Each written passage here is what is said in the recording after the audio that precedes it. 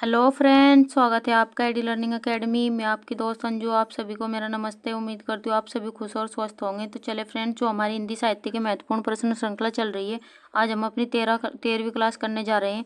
अब तक हमने आपको 12 क्लास इसमें करा चुके हैं और आप विश्वास कर हमारे साथ में जुड़ सकते हैं। आपका हिंदी साहित्य से रिलेटेड एक भी क्वेश्चन इस सीरीज से बाहर नहीं जाएगा और आपके सभी कॉम्पिटेटिव एग्जाम के लिए ये महत्वपूर्ण सीरीज होने वाली है।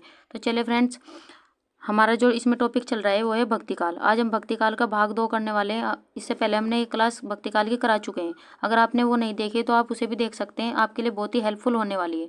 और अक्सर कर एग्जामिनर भक्तिकाल से रिलेटेड क्वेश्चन पूछता है एग्जाम में, और आपको 3 से 4 क्वेश्चन आपके एग्जाम में देखने को मिलते हैं। फ्रेंड्स, क्लास शुरू करने से पहले आपके लिए एक न्यूज़ है। अगर आपने EMRS का फॉर्म भरा हुआ है तो आपकी एग्जाम डेट आ चुके हैं 16, 17, 23, 24 दिसंबर को आपकी एग्जाम डेट EMRS एग्जाम की डेट आ चुकी है। तो फ्रेंड्स, अपनी तैयारी को जोरों से कर दीजिए। अगर आप हमसे जुड़ना चाहते हैं तो हमारे चैनल को सब्सक्राइब कर लीजिए। अब शुरू करते हैं। ये तो थी आपके लिए एक जानकारी। शुरू करते हैं भक्तिकाल।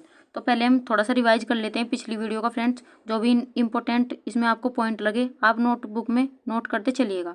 तो फ्रेंड्स, अगर आपसे एग्जामिनर 21 समय पूछ ले तो हमने पिछली वीडियो में भी आपका भक्तिकाल से रिलेटेड आपको जानकारी दी है, आप वो भी वीडियो देख सकते हैं। अगर हम इसके समय की बात करें, अगर आपसे विक्रमी संवत में भक्तिकाल का समय पूछ ले एग्जामिनर तो आपको 1375 से 1700 विक्रमी संवत आपका इसमें आंसर होने वाला है। विक्रमी संवत आपका आंसर होने वाला है। और अगर आपसे ईस्वी में आपका सन पूछ ले तो आपको कुछ नहीं करना है फ्रेंड्स, आपको 1375 में से 57 को माइनस करना है। आपका ईस्वी निकल कर आ जाएगा। तो फ्रेंड्स, आपको कंफ्यूज नहीं होना है एग्जाम में, चाहे एग्जामिनर कैसे भी क्वेश्चन पूछ ले। तो फ्रेंड्स, अगर आपसे विक्रमी संवत में आपका सन पूछे भक्तिकाल का तो आपको 1375 से 1700 विक्रमी संवत लगाना है। ईस्वी में पूछे 1318 से 1643 ईस्वी आपका आंसर होने वाला है। चलिए अब देखते हैं। अगर हम भक्तिकाल की बात करें, भक्तिकाल को 2 भागों में विभाजित किया गया है। सगुण भक्ति धारा और निर्गुण भक्ति धारा। सगुण भक्ति धारा और निर्गुण भक्ति धारा। अगर हम सगुण भक्ति धारा की बात करें, सगुण भक्ति धारा को भी 2 भागों में विभाजित किया है। कृष्ण भक्ति शाखा और राम भक्ति शाखा। कृष्ण भक्ति शाखा के कवियों की बात करें, इसमें सूरदास, मीराबाई, रसखान आदि प्रमुख कवि है। राम भक्ति शाखा की बात करें, इसमें तुलसीदास जी प्रमुख कवि है। अब देखते हैं निर्गुण भक्ति शाखा की बात करें, इसके अंतर्गत भी इसे भी 2 भागों में विभाजित किया गया है। संत काव्य धारा और सूफी काव्य धारा। अगर हम संत काव्य धारा की बात करें, इसे ज्ञानाश्रय के नाम से भी जाना जाता है। इसके प्रमुख कवि है कबीरदास, रैदास, नानक। अगर हम सूफी काव्य धारा की बात करें, इसे प्रेमाश्रयी शाखा के नाम से भी जाना जाता है। इसके प्रमुख कवि है जायसी। तो फ्रेंड्स, ये तो थी मोटी मोटी जानकारी, तो भक्तिकाल से रिलेटेड जानकारी। अब चलते हैं अपनी वीडियो में, अब करते हैं अपने क्वेश्चन आंसर। तो चलिए फ्रेंड्स, हम इसमें 30 क्वेश्चन आपको कराने वाले हैं, जिसमें आपको 100+ क्वेश्चन आपके इसमें बनने वाले हैं। और वीडियो को अगर क्लिक करो तो वीडियो को ध्यान से पूरी देखना फ्रेंड्स, आप यहाँ से बहुत कुछ सीख कर जाने वाले हैं। तो चलिए शुरू करते हैं। हमारा पहला क्वेश्चन है, सूरदास ने अपनी रचनाओं में किस भावना का चित्रण किया है? वात्सल्य, प्रेम, श्रृंगार या उपरोक्त तीनों? बताइए सूरदास ने अपनी रचनाओं में किस भावना का चित्रण किया है? आंसर है हमारा, सूरदास ने उपरोक्त तीनों का अपनी रचनाओं में तीनों भावनाओं का चित्रण किया है, जिसमें वात्सल्य, प्रेम और श्रृंगार। सूरदास की रचनाओं में श्रृंगार, प्रेम, वात्सल्य तीनों भावनाओं का सम्मिश्रण मिलता है। चलिए नेक्स्ट देखते हैं। भक्तिकाल को पराजित मनोवृत्ति का प्रतीक मानने वाले विद्वान हैं? आचार्य रामचंद्र शुक्ल, गुलाब राय, उपरोक्त दोनों या कोई नहीं? बताइए, भक्तिकाल को पराजित मनोवृत्ति का प्रतीक मानने वाले विद्वान कौन है? आंसर है हमारा उपरोक्त दोनों, आचार्य रामचंद्र शुक्ल और गुलाब राय। इन्होंने भक्तिकाल को पराजित मनोवृत्ति का प्रतीक माना है। चलिए नेक्स्ट देखते हैं। निम्न में से सत्यनामी संप्रदाय के संस्थापक कौन है? देवकीनंदन खत्री, जगजीवन दास, कुबेरनाथ राय, मनोहर श्याम जोशी। बताइए, सत्यनामी संप्रदाय के संस्थापक कौन है? आंसर है हमारा, सत्यनामी संप्रदाय के संस्थापक है जगजीवन दास। देवकीनंदन खत्री की बात करें, इनकी रचनाएं भूतनाथ इनकी रचनाएं। कुबेरनाथ राय की बात करें, विषाद योग इनकी रचनाएं, विषाद योग। मनोहर श्याम जोशी की बात करें, कसप इनकी रचनाएं। चलिए नेक्स्ट देखते हैं। निम्न में से सनक संप्रदाय के प्रवर्तक कौन है? दामोदर दास, निम्बकाचार्य, गोविंद स्वामी, गदाधर भट्ट। बताइए सनक संप्रदाय के प्रवर्तक कौन है? आंसर है हमारा निम्बकाचार्य जी सनक संप्रदाय के प्रवर्तक है। अगर हम दामोदर दास की बात करें, ये राधा वल्लभ संप्रदाय के प्रवर्तक है।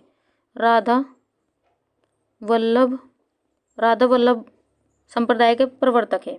गोविंद स्वामी की बात करें, ये वल्लभ संप्रदाय के प्रवर्तक है। वल्लभ संप्रदाय के प्रवर्तक है। गदाधर भट्ट की बात करें, चैतन्य संप्रदाय के प्रवर्तक है। चैतन्य संप्रदाय के प्रवर्तक है गदाधर भट्ट। चलिए नेक्स्ट देखते हैं। नेक्स्ट है मन चंगा तो कठौती में गंगा। निम्न पंक्ति के रचनाकार कौन है? नानक, कबीरदास, रैदास, मलूकदास। बताइए मन चंगा तो कठौती में गंगा, निम्न पंक्ति का रचनाकार कौन है? आंसर हमारा ये पंक्ति है रैदास जी द्वारा रचित। अगर हम नानक की बात करें, जपू जी, आशा दीवार इनकी रचनाएं। जपू जी,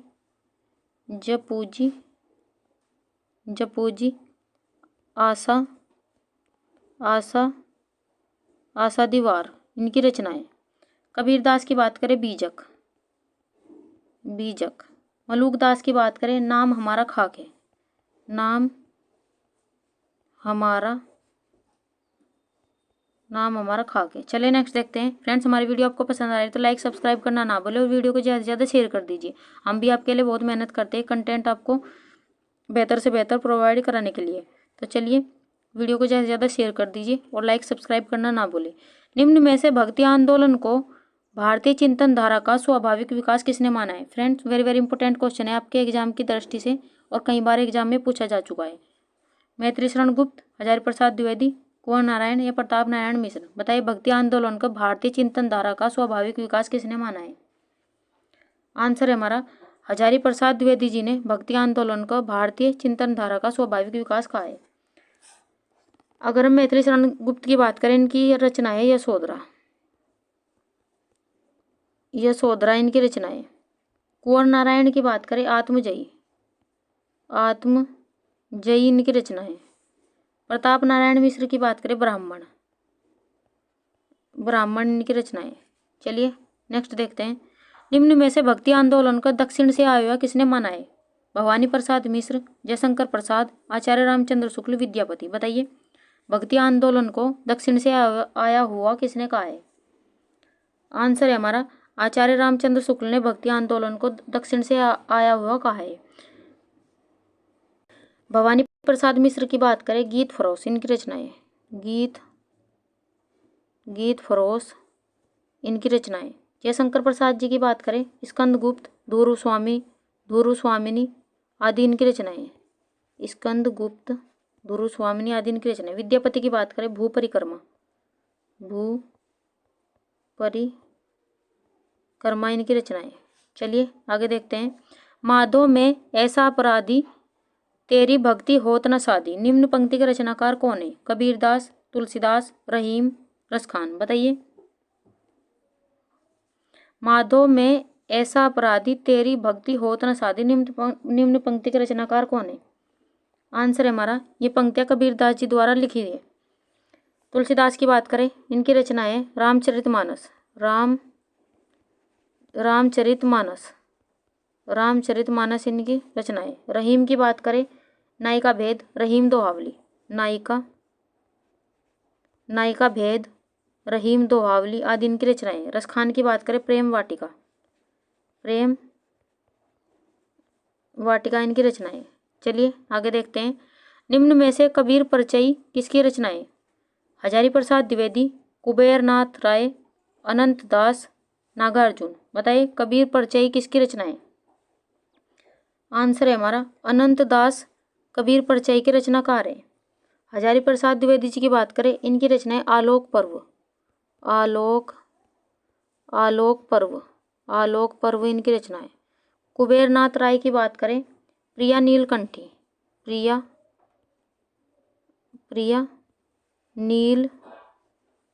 नीलकंठी इनकी रचनाएं। नागार्जुन की बात करें, हरिजन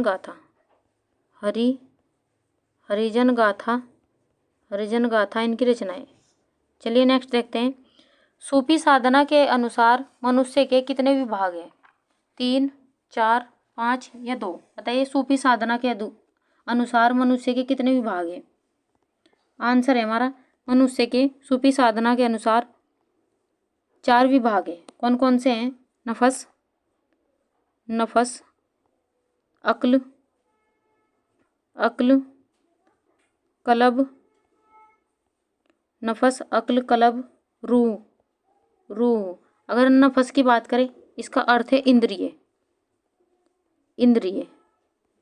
कल अक्ल की बात करें बुद्धि या माया, बुद्धि, बुद्धि या माया, बुद्धि या माया।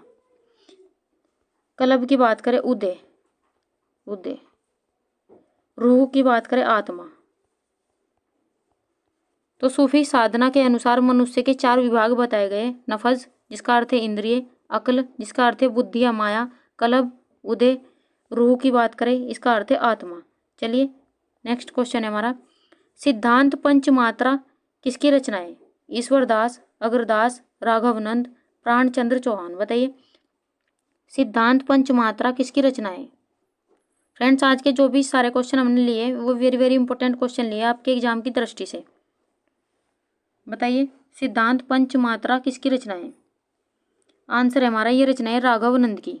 ईश्वरदास की बात करें इनकी रचना है भरत मिलाप, भरत मिलाप, भरत मिलाप ईश्वरदास जी की रचना है। अग्रदास की बात करें ध्यान मंजरी, ध्यान मंजरी इनकी रचना है। प्राणचंद्र चौहान की बात करें रामायण महानाटक, रामायण, रामायण महानाटक इनकी रचना है। चलिए नेक्स्ट देखते हैं, जात भी ओछी कर्म भी ओछा, ओछा करब कर्म हमारा। निम्न पंक्ति के रचनाकार कौन है? कबीरदास, सूरदास, रैदास या तुलसीदास। बताइए ये पंक्तियां किसके द्वारा लिखी गई है? आंसर है हमारा ये पंक्तियां रैदास जी द्वारा लिखी गई है। जात भी ओछी कर्म भी ओछा, ओछा करब कर्म हमारा। ये पंक्तियां रैदास जी द्वारा लिखी गई है। अगर हम कबीरदास जी की बात करें इनकी रचना है बीजक, बीजक। सूरदास की बात करें सूरसागर साहित्य लहरी, सूरसागर साहित्य लहरी इनकी रचना है। तुलसीदास की बात करें गीतावली, कवितावली, दोहावली आदि इनकी रचनाएं। रामचरितमानस आदि सभी इनकी रचनाएं। चलिए फ्रेंड्स हमारी वीडियो आपको पसंद आ रही है तो लाइक सब्सक्राइब करना ना भूले और वीडियो को ज़्यादा से ज़्यादा शेयर कर दीजिए। हम एक प्रयास करें ताकि आपके एक भी क्वेश्चन इस सीरीज से बाहर ना जाए और हम भी मेहनत करते हैं आपके लिए। आपका भी फर्ज बनता है कि आप भी वीडियो को लाइक सब्सक्राइब करना ना भूले और वीडियो को ज़्यादा से ज़्यादा शेयर कर दीजिए। चलिए हमारा नेक्स्ट क्वेश्चन है, गुरु गोविंद दो खड़े काके लागू पाई, बलिहारू गुरु आपने जिन गोविंद दियो बताई। फ्रेंड्स वेरी इंपॉर्टेंट क्वेश्चन है आपके एग्जाम की दृष्टि से और एग्जाम में कई बार पूछा गया है। ये पंक्तियां किनके द्वारा लिखी गई है? रसखान, विद्यापति, भूषण या कबीरदास। बताइए गुरु गोविंद दो खड़े काके लागू पाई, बलिहारू गुरु आपने जिन गोविंद दियो बताई। निम्न पंक्ति के रचनाकार कौन है? आंसर है हमारा ये फेमस पंक्तियां दी है कबीरदास जी ने। रसखान की बात करें इनकी रचना है प्रेम वाटिका, प्रेम वाटिका इनकी रचना है। विद्यापति की बात करें कीर्तिलता, कीर्ति पताका, कीर्तिलता, कीर्ति पताका आदि इनकी रचना है। भूषण की बात करें भूषण हजारा, भूषण हजारा इनकी रचना है। चलिए आगे देखते हैं, निम्न में से ज्ञान समुद्र के रचनाकार का नाम बताइए। कबीरदास, सुंदरदास, रहीम या तुलसीदास। बताइए ज्ञान समुद्र के रचनाकार कौन है? आंसर है हमारा ज्ञान समुद्र के रचनाकार है सुंदरदास। सुंदरदास जी द्वारा ज्ञान समुद्र की रचना की गई है। कबीरदास बीजक, बीजक। रहीम की बात करें रहीम दोहावली, रहीम दोहावली इनकी रचना है। तुलसीदास की बात करें कवितावली, दोहावली, रामचरितमानस आदि इनकी रचनाएं। विनय पत्रिका आदि सभी इनकी रचनाएं तुलसीदास जी की। चलिए नेक्स्ट देखते हैं, निम्न में से अष्टछाप के कवियों में सूरदास के बाद किसने वात्सल्य रस का उच्चतर चित्रण किया है? बताइए निम्न में से अष्टछाप के कवियों में सूरदास के बाद किसने वात्सल्य रस का उच्चतर चित्रण किया है? कृष्णदास, कुंभनदास, परमानंददास या नंददास। बताइए आंसर है हमारा परमानंद दास ने सूरदास के बाद वात्सल्य रस का उच्चतर चित्रण किया है। अगर हम कृष्णदास की बात करें, कुंभन दास की बात करें और नंददास की बात करें, ये भी सभी अष्टछाप के कवि है, अष्टछाप के कवि है। चलिए आगे देखते हैं। सूर वात्सल्य और वात्सल्य सुर किसकी उक्ति है? जयशंकर प्रसाद, शिवमंगल सिंह सुमन, आचार्य रामचंद्र शुक्ल, उपेंद्र नाथ अस्क। बताइए सूर वात्सल्य और वात्सल्य सुर की उक्ति किसकी है? आंसर हमारा ये उक्ति है जयशंकर प्रसाद आचार्य रामचंद्र शुक्ल की। फ्रेंड्स इसका आंसर है आचार्य रामचंद्र शुक्ल की ये उक्ति है, सूर वात्सल्य और वात्सल्य सुर। जयशंकर प्रसाद जी की बात करें, इनकी रचनाएं चित्राधार, चित्राधार इनकी रचनाएं। शिवमंगल सिंह सुमन की बात करें, जीवन के गान, जीवन के गान इनकी रचनाएं। उपेंद्र नाथ अस्क की बात करें, सूखी डाली, सूखी डाली इनकी रचनाएं, सूखी डाली। चलिए नेक्स्ट देखते हैं। नेक्स्ट क्वेश्चन है, निम्न में से भक्ति काल के राधा और कृष्ण क्या थे? फ्रेंड्स इसमें पूछा गया है कि भक्ति काल में राधा कृष्ण को क्या कहा गया है? प्रेमिका प्रेमी, नायिका नायक, शक्ति और ब्रह्मा, आराध्य देव। बताइए भक्ति काल में राधा कृष्ण क्या थे? आंसर है हमारा भक्ति काल में राधा कृष्ण को शक्ति और ब्रह्मा कहा गया है। चलिए आगे देखते हैं। नेक्स्ट क्वेश्चन, भक्ति का मार्ग ऊंच नीच सबके लिए खोलने का श्रेय आचार्य रामचंद्र शुक्ल ने किसे दिया है? वेरी वेरी इंपॉर्टेंट क्वेश्चन है फ्रेंड्स एग्जाम की दृष्टि से। भक्ति का मार्ग ऊंच नीच सबके लिए खोलने का श्रेय आचार्य रामचंद्र शुक्ल ने किसको दिया है?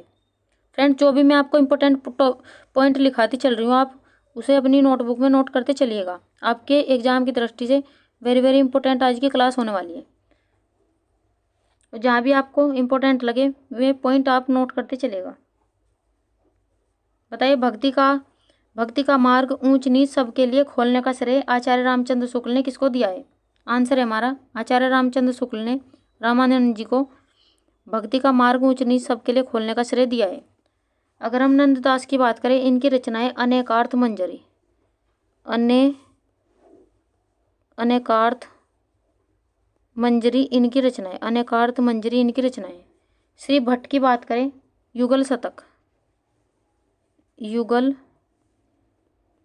युगल शतक इनकी रचनाएं। भिखारी दास की बात करें, रस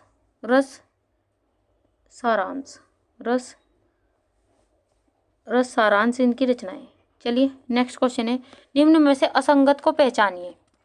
आपको इसमें असंगत पहचानना है फ्रेंड्स। आपको रचना और रचनाकार दिए गए, कौन सा इसमें असंगत है उसको आपको पहचानना है। भरत मिलाप ईश्वरदास, रामलला न्यूछू तुलसीदास, रामचंद्रिका नाभादास, रामाष्टयाम अग्रदास। बताइए कौन सा इसमें असंगत है? आंसर है हमारा इसमें रामचंद्रिका नाभादास द्वारा रचित नहीं है, यही हमारा इसमें असंगत है। अगर हम रामचंद्रिका की बात करें, इसके रचनाकार कौन है? केशव दास द्वारा रामचंद्रिका की रचना की गई है। नाभादास की बात करें, इनकी रचनाएं भक्तमाल इनकी रचनाएं। तो फ्रेंड्स हमारा आंसर है इसमें रामचंद्रिका नाभादास द्वारा रचित नहीं है, यही हमारा असंगत है। चलिए नेक्स्ट क्वेश्चन है हमारा, निम्न में से किस पर्व में महाभारत में राम कथा का वर्णन है? कुमारपाल प्रतिबोध में, राग गोविंद, आरण्यक पर्व में, भक्त नामावली में। बताइए किस पर्व में महाभारत में राम कथा का वर्णन है? आंसर है हमारा आरण्यक पर्व में महाभारत में राम कथा का वर्णन है। अगर हम कुमारपाल प्रतिबोध की बात करें, सोम पर्व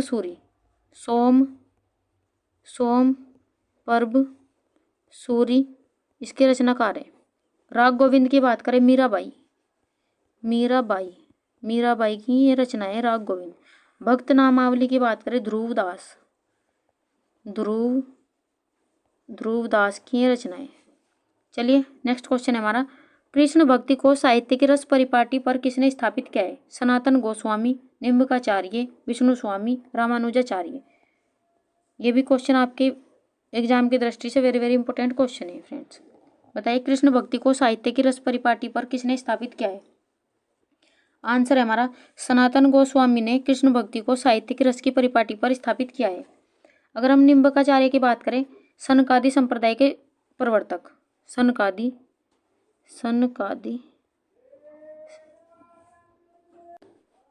विष्णु स्वामी की बात करें, विष्णु स्वामी रुद्र संप्रदाय के प्रवर्तक,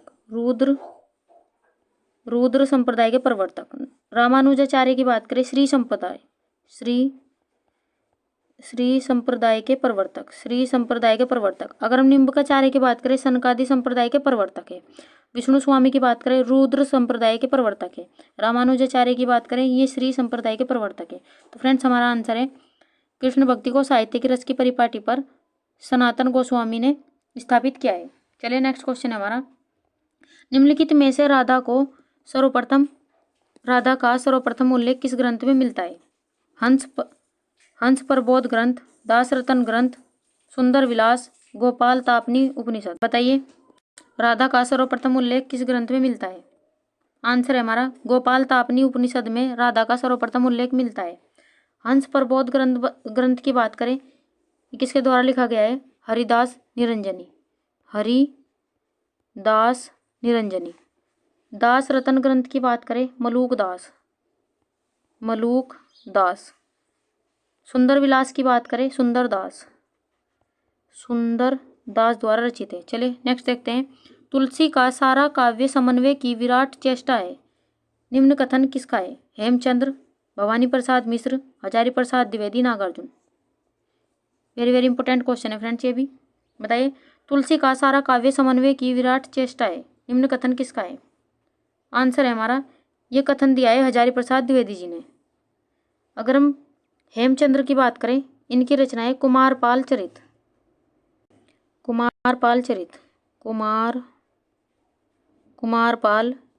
चरित।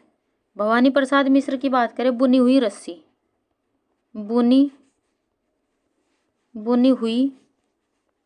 रस्सी इनकी रचना है। नागार्जुन की बात करें, युग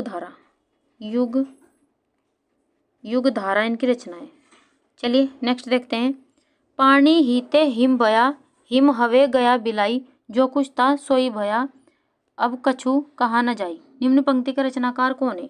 ये भी मोस्ट इंपोर्टेंट क्वेश्चन है फ्रेंड्स आपके एग्जाम की दृष्टि से, और कई बार एग्जाम में आई हुई पंक्तियां हैं। बताइए ये पंक्तियां किसके द्वारा लिखी गई है? पानी हीते हिम भया, हिम हवे गया बिलाई, जो कुछ था सब भया, अब कछु कहा न जाई। निम्न पंक्ति के रचनाकार कौन है?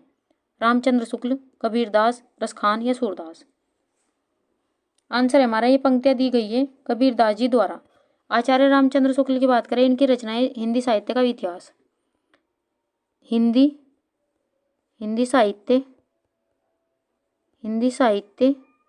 साहित्य का इतिहास। रसखान की बात करें, प्रेम वाटिका इनकी रचनाएं। सूरदास की बात करें, सूर सागर, साहित्य लहरी आदि इनकी रचनाएं। चले नेक्स्ट देखते हैं, निम्न कथनों में से रीतिकाल का नामकरण किस आधार पर किया गया है? फ्रेंड्स ये क्वेश्चन एक रीतिकाल से इसमें आ गया है, बाकी सारे क्वेश्चन भक्तिकाल से रिलेटेड है। बताइए रीतिकाल का नामकरण किस आधार पर किया गया है? इसमें रस का निरूपण अधिक हुआ है, इसमें रीति तत्वों की प्रधानता है, इसमें श्रृंगार की प्रधानता है, ये इनमें से कोई नहीं। बताइए आंसर है हमारा, इसमें रीति तत्वों की प्रधानता है। चलिए नेक्स्ट देखते हैं, रहीम का ज्योतिष ग्रंथ निम्नलिखित में से कौन सा है? कवि कुल कल्पतरु, खेट कौतुक जातुकम, ललित ललाम, रस रहस्य। बताइए रहीम का ज्योतिष ग्रंथ कौन सा है? आंसर है हमारा, खेट कौतुक जातकम रहीम का ज्योतिष ग्रंथ है। अगर हम कवि कुल कल्पतरु की बात करें, इसके रचनाकार है चिंतामणि।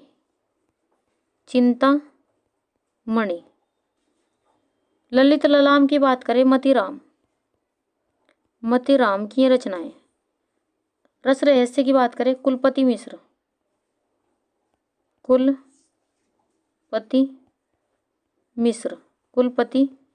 की ये रचनाएं। चलिए नेक्स्ट देखते हैं फ्रेंड्स, हमारी वीडियो आपको पसंद आ रही है तो लाइक सब्सक्राइब करना ना भूलें और वीडियो को ज़्यादा से ज़्यादा शेयर कर दीजिए।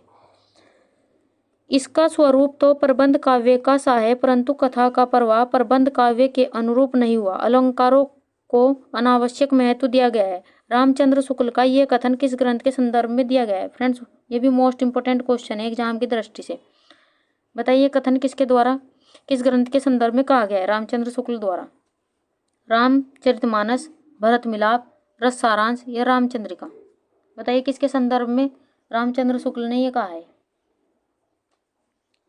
आंसर है हमारा रामचंद्रिका के संदर्भ में रामचंद्र शुक्ल ने कहा है कि इसका स्वरूप तो प्रबंध काव्य का सा है, परंतु कथा का प्रवाह प्रबंध काव्य के अनुरूप नहीं हुआ, अलंकारों को अनावश्यक महत्व दिया गया। ये कथन रामचंद्र शुक्ल ने रामचंद्रिका ग्रंथ के संदर्भ में कहा है। अगर हम रामचरितमानस की बात करें, ये तुलसीदास जी द्वारा रचित है। भरत मिलाप की बात करें, ईश्वरदास।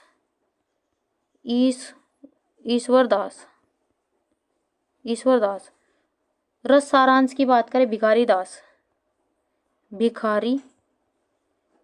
दास की ये रचनाएं रस सारांश। चलिए आगे देखते हैं।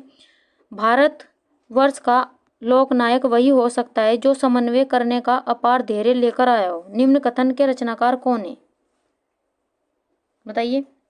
रामचंद्र शुक्ल, हजारी प्रसाद द्विवेदी, महावीर प्रसाद द्विवेदी, जयशंकर प्रसाद। बताइए कथन किसके द्वारा कहा गया है?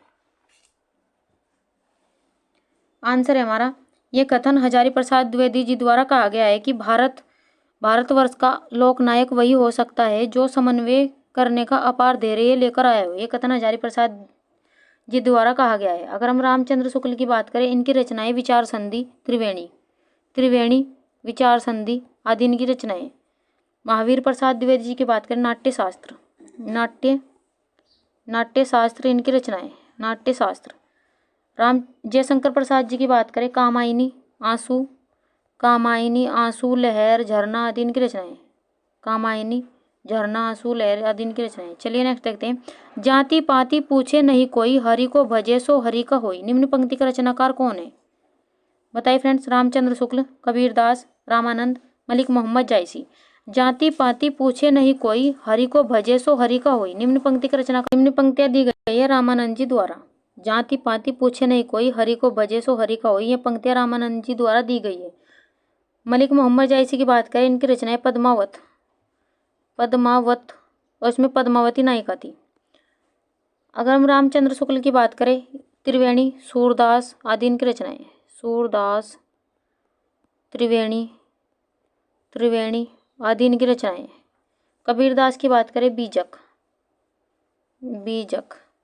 बीजक में किस किस का संकलन है? साखी, शबद, रमेनी। अगर हम इसके संकलनकर्ता की बात करें, धर्मदास। चलिए नेक्स्ट क्वेश्चन है। एक ज्योति थे सब उपजा, कौन ब्राह्मण कौन सुधा। निम्न पंक्ति का रचनाकार कौन है? ये भी मोस्ट इंपोर्टेंट क्वेश्चन है फ्रेंड्स एग्जाम की दृष्टि से।